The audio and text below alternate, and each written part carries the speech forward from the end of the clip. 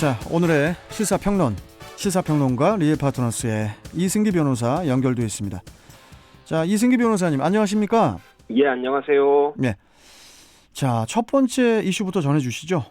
예, 첫 번째 이슈는 이용구 택시기사 폭행, 내사 종결 논란입니다.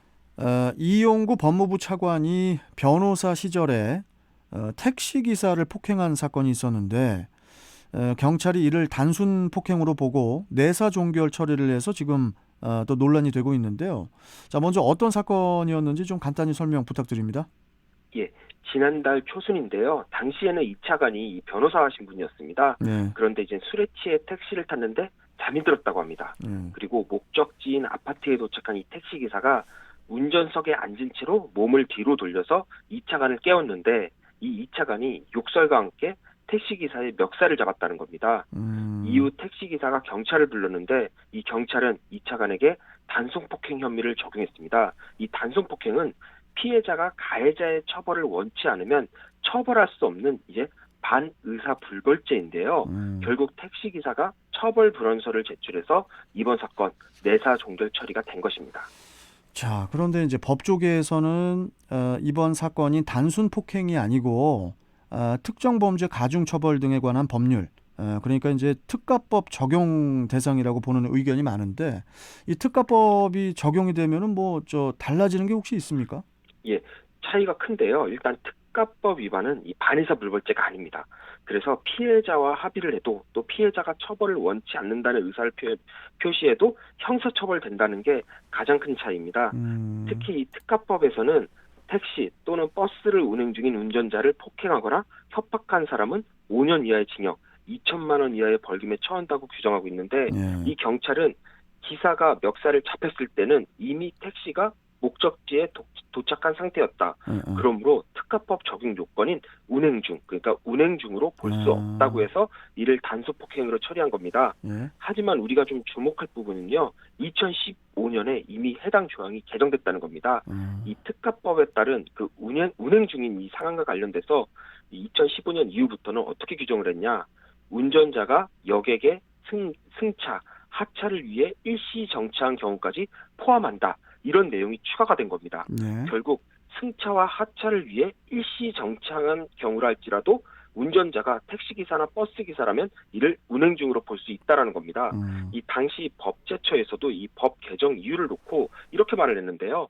이 버스와 택시기사에 대한 폭행 사건 중에서 0.69%만 특가법이 적용되는데 이유는 법원이 운행 중의 의미를 매우 협소하게 해석한 것이 주요 원인이다. 그러므로 운행 중의 의미를 입법 취지에 부합하게 명확히 규정해 승하차 중 발생하는 운전자에 대한 폭행을 예방하겠다. 이런 입장을 밝혔습니다. 결국 경찰이 2020년에 발생한 사건에 대해서 2015년 이전의 법을 적용했다는 점이 이 사건에서 가장 큰 문제가 되는 겁니다.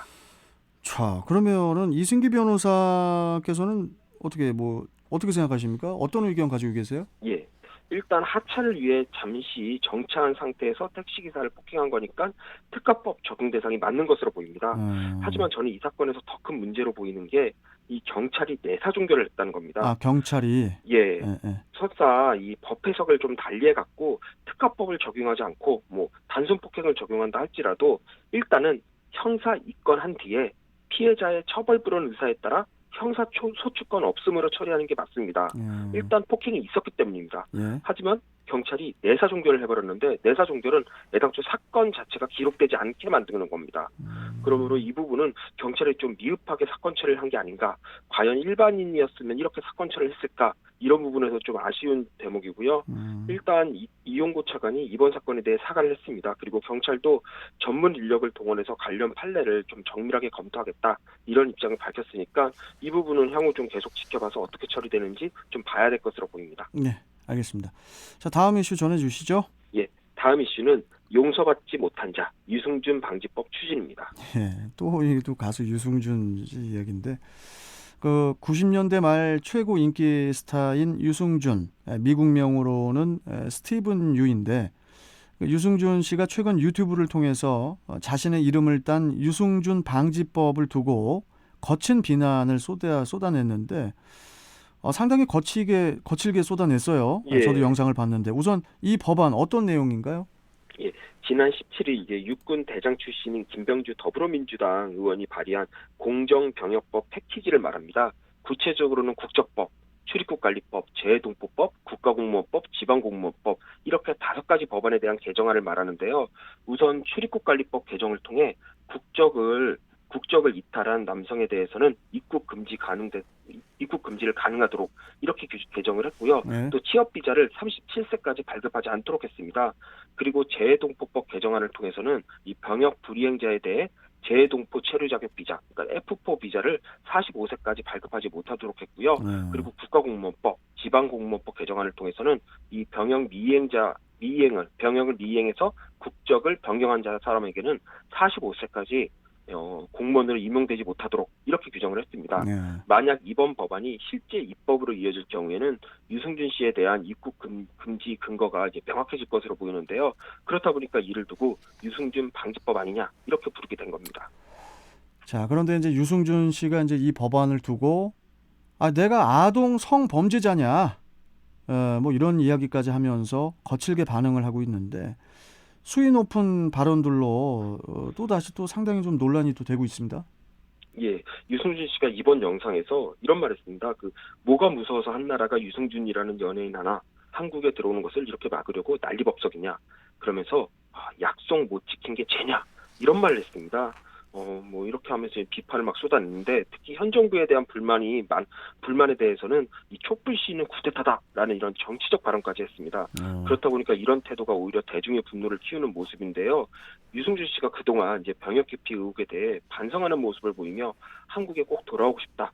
눈물로 호소하는 이런 모습을 밝혀서 일부 대중들 그리고 여론들도 유승준 씨에 좀 동조하는 모습을 보였는데 이번 영상이 공개되면서 지금까지의 반성이 쇼가 아니었냐라는 의심까지 받고 있는 상황입니다. 한때 대중의 큰 사랑을 받았던 연예인으로서 이런 식의 태도 오히려 문제 해결을 더 꼬이게 한다는 점에서 좀 안타까운 심정입니다. 유승준 씨에게 제가 해법 하나 드릴 수 있어요. 타임머신이 나올 때까지 기다려야 될 것 같습니다. 아이고. 예. 예. 그러면서 그때로 돌아가서 예. 그때 이제 다시 이제 저 군에 들어가고 그래야 될 것 같습니다. 예. 자, 마지막 이슈 전해 주시죠. 예, 마지막 이슈는 빚쟁이 소개 이혼 결혼정보업체 책임론입니다. 결혼정보업체를 통해서 짝을 찾는 분들이 많은데요.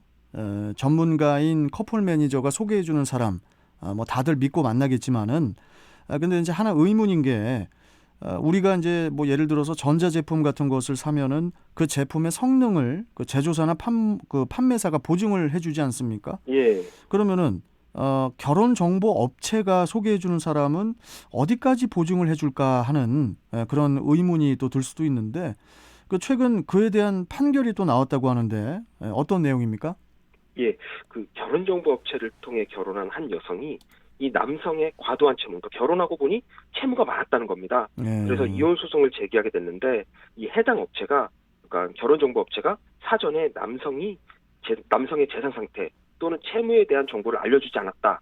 그래서 혼인 파탄에 이르게 됐다며 5천만 원 상당의 손해배상 소송을 제기한 사건이 있었습니다.